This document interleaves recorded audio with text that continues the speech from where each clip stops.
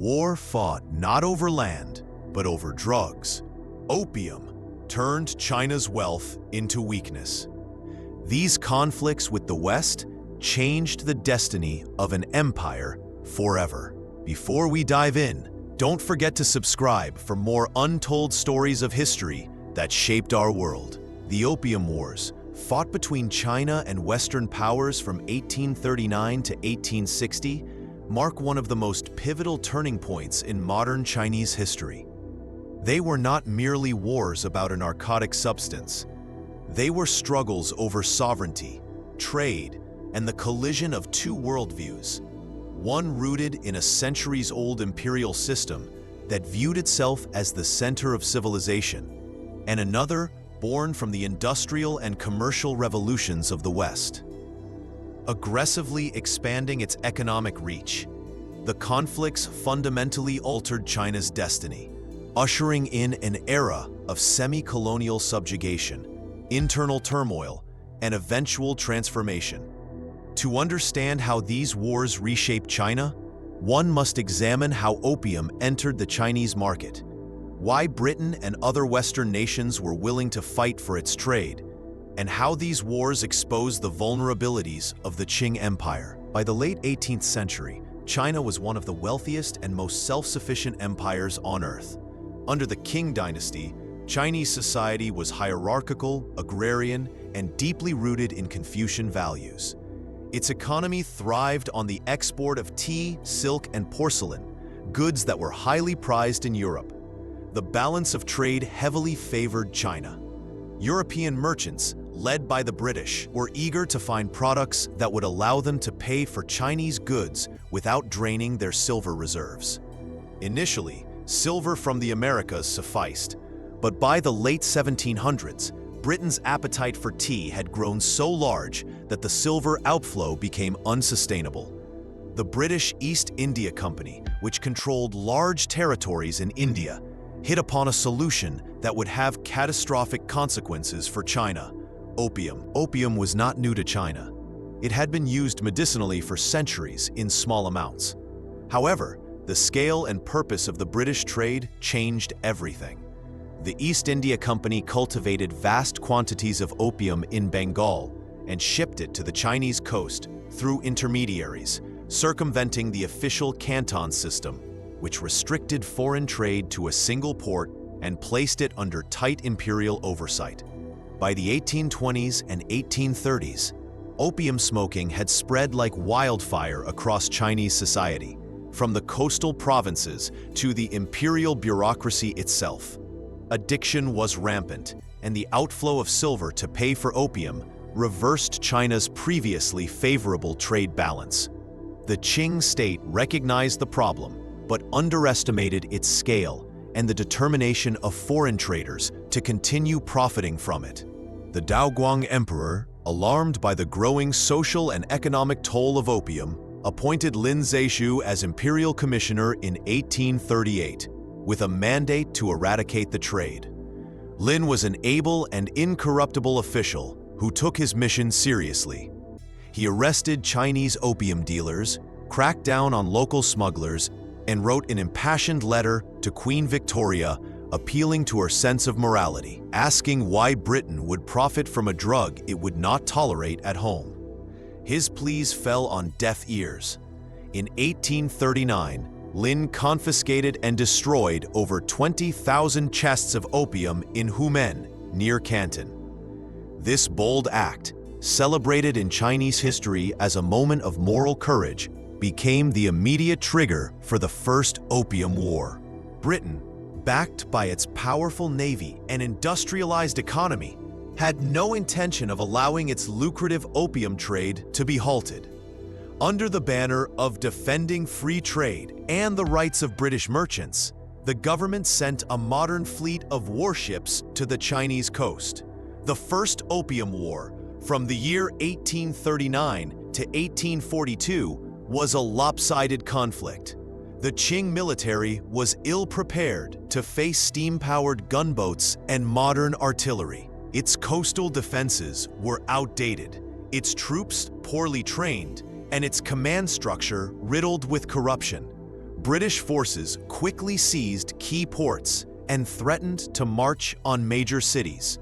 The war ended with the Treaty of Nanjing in 1842, the first of the so-called unequal treaties that would plague China for the next century. The Treaty of Nanjing forced China to cede Hong Kong to Britain, open 5 treaty ports to foreign trade, including Canton and Shanghai, and grant extraterritorial rights to British citizens, meaning they were subject to British, not Chinese law while in China. The indemnities imposed on the Qing government were enormous, draining its already strained treasury.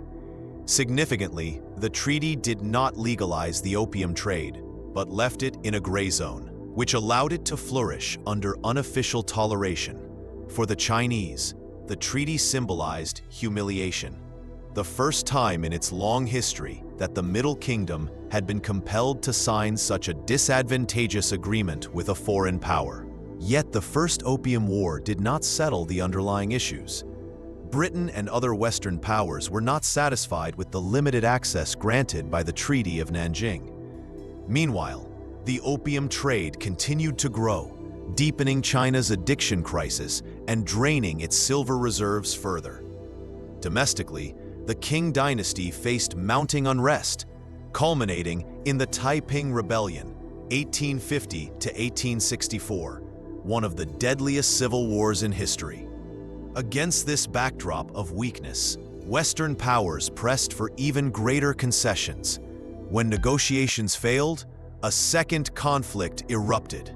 The Second Opium War, 1856 to 1860, also known as the Arrow War, began over an incident involving a Chinese-owned but British-registered ship called the Arrow. Chinese authorities seized the ship, accusing its crew of piracy and smuggling. Britain used the incident as a pretext to demand new privileges. France joined the war alongside Britain, citing the murder of a French missionary in China as its casus belli. The Qing government, already stretched thin by internal rebellions, could not effectively resist. Anglo-French forces captured Canton in 1857 and advanced on the north. In 1858, they forced the Treaty of Tientsin, which opened more ports, allowed foreign legations in Beijing, and legalized the opium trade. When the Qing court hesitated to ratify the treaty, hostilities resumed. In 1860, Anglo-French troops marched on Beijing, looting and burning the old summer palace, Yuan, a masterpiece of Chinese art and architecture. The Convention of Peking finalized China's defeat, further opening the country to foreign influence and ceding parts of its territory. The Opium Wars were not just military defeats for China. They represented a deeper crisis of confidence and legitimacy. For centuries, the Qing dynasty had maintained a worldview in which China was the Middle Kingdom, superior to all others and the center of civilization. The tributary system, which regulated foreign relations, assumed that outsiders were barbarian supplicants seeking Chinese favor. The industrialized, militarily aggressive West did not fit this model. The Qing court's inability to adapt to this new reality left it vulnerable. The wars exposed the technological and organizational gap between China and the West, a gap that would take decades of painful reform to close. Economically, the wars turned China from a dominant exporter into a semi-colonial market for Western goods. The opium trade, legalized after the Second War, entrenched addiction across Chinese society, weakening the workforce and corroding the moral authority of the state. Silver continued to flow out of the country, undermining the traditional monetary system and causing inflation and financial instability. The influx of Western missionaries, merchants, and soldiers into treaty ports created enclaves where Chinese sovereignty was severely limited. Shanghai, for example, developed into a cosmopolitan but semi-colonial city under foreign control. Culturally and politically, the Opium Wars ignited a long period of soul-searching among Chinese elites. Some, like the self-strengthening movement reformers of the late 19th century, argued that China must learn from the barbarians to resist the barbarians, adopting Western military technology and industrial methods while preserving Confucian values. Others, especially by the early 20th century, concluded that only a complete overhaul of the imperial system could save China, paving the way for the revolutionary movements of Sun Yat-sen and later the Communist Party. The wars thus planted the seeds of both reform and revolution. On the international stage, the Opium Wars signaled the rise of gunboat diplomacy, in which Western powers used military force to impose free trade and secure economic concessions from non-Western states. For Britain, victory in the wars cemented its position as the world's leading imperial power, demonstrating the global reach of its navy and the profitability of its colonial system. For China, they marked the beginning of what nationalist historians later called the Century of Humiliation, a period of foreign domination and internal disintegration that lasted until the mid-20th century. Even today, the memory of the Opium Wars looms large in Chinese historical consciousness. The destruction of the Old Summer Palace, the cession of Hong Kong, and the unequal treaties are invoked by Chinese leaders as symbols of the dangers of weakness and disunity. Modern China's insistence on sovereignty, non-interference, and national rejuvenation can be traced directly to the trauma of this era. The wars taught a painful lesson. In an age of industrial and imperial powers, isolation and complacency were recipes for disaster. In retrospect, the Opium Wars were not inevitable. Had Britain found another commodity to balance its trade, or had the Qing government undertaken more decisive reforms earlier, the collision might have been softened. Yet the structural forces at play, the Industrial Revolution in the West, the rigidity of the Qing political system, and the global demand for Chinese goods, made some kind of confrontation likely. Opium was simply the spark that ignited a much larger powder keg of economic and geopolitical tensions.